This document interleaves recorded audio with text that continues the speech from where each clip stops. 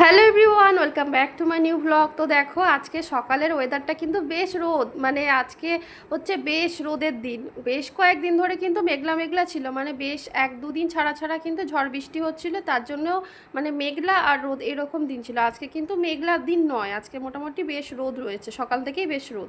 তো দেখো সকালের নাস্তাটা আজকে বর বাইরে থেকে কিনেই নিয়ে এসেছিল, তাই দেখো বাইরে আজকে সকালের নাস্তা সেরকম কোনো ঝামেলা ছিল না। তো বাইরে থেকে পুরি, এটা হচ্ছে সুজির হালুয়া, আর এই যে তরকারি সব কিছু কিনে নিয়ে এসেছিলো, আর আমার বাড়িতেও কিছু তরকারি ছিল, তো সেই সব কিছু নিয়ে ব্রেকফাস্টটা আর কি জমিয়ে সবাই মিলে করে নিলাম। আর এখন দেখো হচ্ছে সকাল সকাল হচ্ছে পাখিদের খেতে দিচ্ছি। তো আমি আমার পাখিদের কি খেতে দিই দেখো, এখানে অনেক রকমের দানা রয়েছে, তো এই দানাগুলোই হচ্ছে ওরা মেনলি ভালো করে খায় আর কি। তো এটা কি বলো তো, এটা আমি আগে কখনো দেখিনি, মানে এই বাদাম, এটা হচ্ছে আমন্ড বাদাম। এই আমন্ড বাদাম নর্মালি দোকান থেকে কিনে তো অনেক খেয়েছি, কিন্তু এরকম যে বাক্সের মধ্যে ভরা থাকে সেটা আমি কখনো আগে দেখিনি, তাই ভাবলাম তোমাদের সাথে শেয়ার করি। তো দেখো এটার মানে বাক্সটার মধ্যে এটা হচ্ছে একটা ভাঙা নোড়া, তো এটা দিয়ে থেতো দিলাম, দেখলাম আমন্ড বাদাম বেরোলো। তো বেশ ভালো লাগলো দেখতে, তাই ভাবলাম তোমাদের সাথে একটু শেয়ার করি। তো এই আমন্ড বাদাম খেতে কিন্তু আমার টিয়া আমাকে খুব ভালোবাসে। এই বাদামটা কিন্তু ওরা গোটা খেতে পারে না, যেহেতু ওদের মুখটা অতটা বড় নয়, তো ছোটো ছোটো, তাই আমি এই নোড়াটা দিয়ে একটু ভেঙে ভেঙে নিচ্ছি।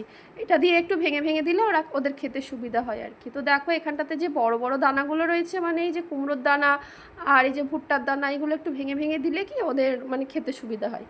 আর এই দানাটা কিসের দানা, বোধহয় ধিন্দুলের দানা, আমি ঠিক বুঝতে পারলাম না। যাই হোক এটা তো চীনা বাদাম, তোমরা সবাই জানো।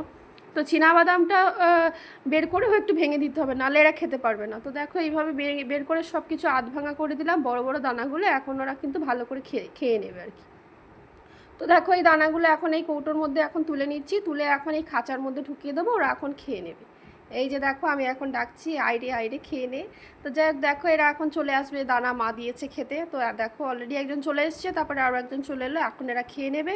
তো চলো এখন এদের খেতে দিয়ে দিয়েছি, এখন যাই হচ্ছে রান্না করে। আজকে কিন্তু বেশ গরম, তো সকাল থেকে যেহেতু রোদ রয়েছে তাই বেশ গরম। তো দেখো একটুখানি দানার কাজটা করলাম, তাতেই ঘেমে টেমে একাকার হয়ে যাচ্ছে।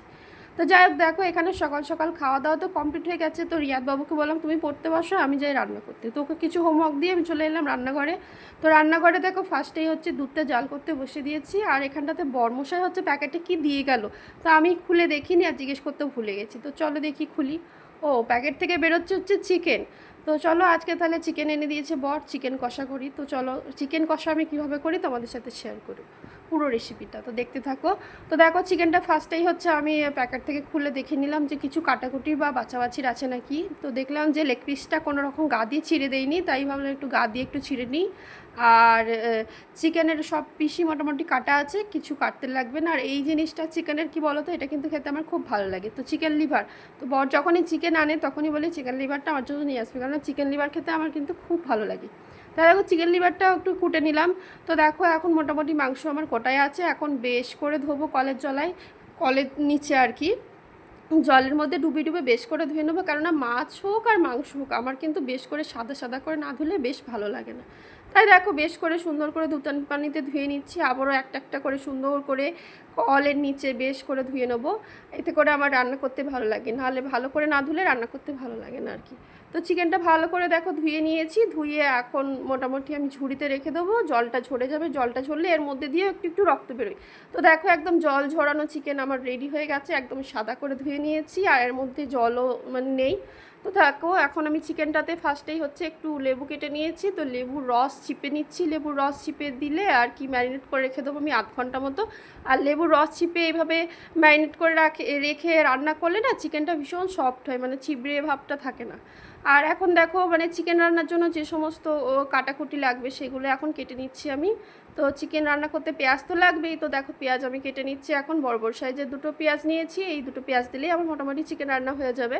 তো দেখো পেঁয়াজগুলো এখন কুচিয়ে নিচ্ছি, আর লাল লাল পেঁয়াজ তো বেশ ঝাঁঝ, কাটতে গিয়ে মোটামুটি চোখ নাক জ্বালা করে। তো দেখো এখন হচ্ছে পেঁয়াজ আমার সব কাটা হয়ে গেছে, আর আদা রসুন সব কিছু আমি একটু ব্লেন্ড করে নিলাম। আর এখন দেখো কড়াইয়ে বেশ করে একটু সর্ষের তেল দিলাম, চিকেনটা তো অনেক, তেলটাও তো অনেকটা দিতে হবে। তাই দেখো চিকেনটা রান্না করার জন্য আমি সর্ষের তেলেরই ইউজ করছি, আর ফোড়নে দিয়ে দিচ্ছি গোটা গরম মশলা। গোটা গরম মশলা দিলে আমি কিন্তু সবসময় ধুয়েই দিই, কারণ দারচিনির মধ্যে কিন্তু একটু ধুলো ধুলো থাকে। তো দেখো দারচিনি এলাচ আর লবঙ্গ সব কিছু ধুয়ে ফোড়নে দিয়ে দিলাম, তারপরে দিয়ে দিচ্ছি হচ্ছে পেঁয়াজ। আর দেখো পেঁয়াজের মধ্যে কিন্তু একটু নুন দিয়ে দিলে পেঁয়াজটা কিন্তু খুব তাড়াতাড়ি নরম হয়ে যায়, মানে সফট হয়ে যায়। লাল লাল করে তাড়াতাড়ি ভাজা হয়ে যায়। তাই একটু নুন দিয়ে দিলাম দেখো। আর এর মধ্যে কিন্তু আদা, কাঁচা লঙ্কা আর রসুন আমি পেস্ট করে নিয়েছি। তো পেস্টটা কেন লাল লাল বলো তো, কাঁচা লঙ্কাটা যেটা দিয়েছি তো সেটা হচ্ছে লাল কাঁচা লঙ্কা, মানে একদমই লাল কালার, তার জন্য হচ্ছে পেস্টটা লাল লাল কালার হয়েছে। তো দেখো পরিমাণ মতো আমি একদম ফ্রেশ আদা রসুনের পেস্ট দিলাম, আর দিয়ে আদা রসুনটা একটু ভাজা ভাজা করলাম। তারপরে দিয়ে দিলাম হচ্ছে তেজপাতা। তো তেজপাতাগুলো দেখো পটি করে সুন্দর করে আমি সোজা করে কেটে নিয়েছি। অন্য সময় হাতে করে ছিঁড়ে ছিঁড়ে দিই, হাতে করে ছিঁড়ে ছিঁড়ে দিলে কিন্তু এইভাবে শেপটা সুন্দর আসে না। তো দেখলাম আজকে বটি করে কেটে কেটে দিচ্ছি, বেশ একদম সোজা সোজা। তা তেজপাতা দিয়ে দেখো সুন্দর করে সমস্ত বেসিক গুঁড়ো মশলাই, ধনে গুঁড়ো, জিরে গুঁড়ো, লঙ্কার গুঁড়ো আর হলুদের গুঁড়ো, যে সমস্ত মশলা লাগে আর কি, দিয়ে ভালো মতো করে মশলাটা কষিয়ে এখন হচ্ছে লেবু মাখানো চিকেনটা ফ্রিজ থেকে বার করে তো চিকেনটা দিয়ে দিলাম। দেখো চিকেনটা দিয়ে এখন বেশ করে মশলাটার সাথে কষাতে হবে আর কি। আর আমরা কিন্তু ভীষণ ঝাল খাই, তার জন্য দেখো বেশ করে কিছু শুকনো লঙ্কা এভাবে ছিঁড়ে নিয়েছি। আর বেশ করে এই শুকনো লঙ্কাগুলো ছিঁড়ে দিলে না মানে ঝালটা, শুকনো লঙ্কার যে ঝালটা সেটা চিকেনের মধ্যে ঢোকে আর বেশ লাগে খেতে। মানে ঝাল ঝাল চিকেন, আমাদের কিন্তু মিষ্টি মিষ্টি চিকেন একদমই কেউ খাবে না আর কি, কেউ পছন্দ করে না, সেটা রিয়াদি হোক আর রিয়াদের বাবাই হোক। রিয়াদও কিন্তু বেশ ঝাল খায়। তো দেখো এখানটাতে বেশ করে আমি ঝাল ঝাল করে চিকেনটা ভালো মতো করে কষিয়ে নিচ্ছি।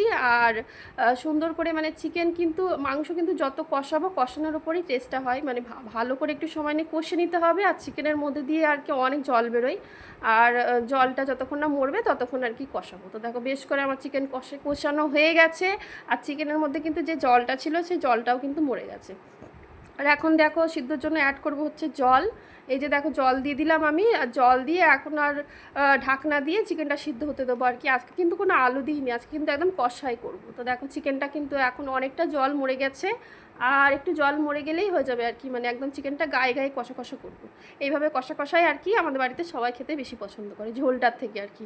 তো দেখো চিকেন কষাতে কষাতে কিন্তু বেশ গরম লেগে গেল, মানে আজকের গরমটা কিন্তু বেশ গরম হয়েছে। আর এদিকে চলো দেখি রিয়াদবাবু কী করছে। তো রিয়াদবাবু এখন স্নান করে এখন খাচ্ছে হচ্ছে বিরিয়ানি। তো কালকের বাবা একটু রাত্রিবেলায় বিরিয়ানি কিনে নিয়ে এসেছিলো, ফ্রিজে ছিল, তো সেটাই এখন সে খাচ্ছে। তো দেখো আমার চিকেন কষার এই হচ্ছে ফাইনাল লুক।